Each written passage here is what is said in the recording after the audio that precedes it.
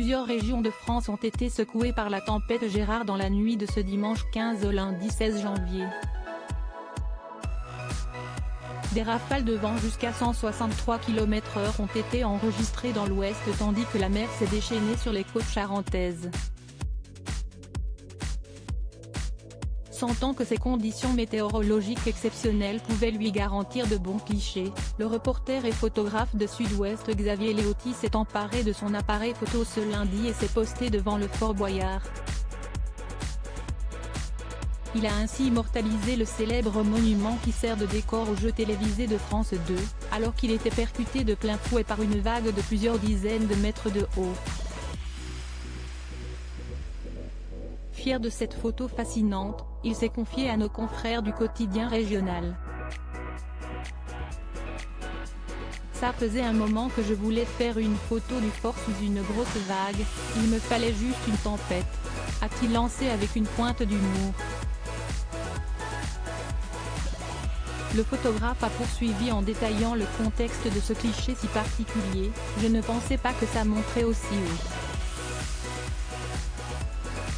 Je suis arrivé un peu tard, vers 10h45, moins d'une heure avant l'étal, à marée haute.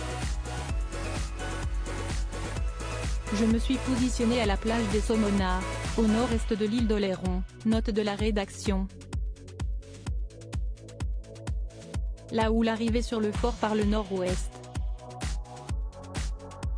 La région étant encore sujette à des vents violents, Xavier Léoty est parvenu à photographier le Fort Boyard sous la houle.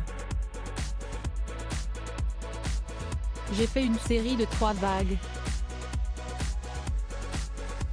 Bien sûr, les embruns donnent cette impression de hauteur, par rapport à la vigie, mais les vagues sont assez grosses, elles recouvrent le mur.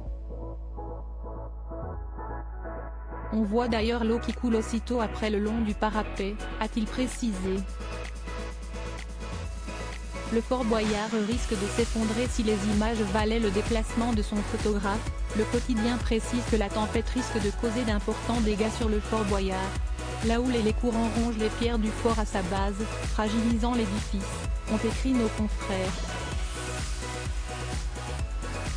Conscient du risque d'effondrement de la bâtisse, qui a servi de prison au XIXe siècle, le conseil départemental de la Charente-Maritime prévoit de renforcer ses murs et son socle d'ici 2027-2028, avec la construction d'un épi de protection face aux vagues et d'un abri aux formes de petits ports de l'autre côté.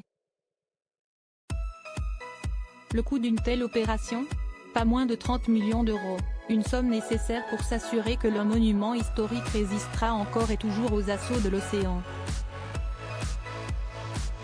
Crédit photo, Pio Frédéric.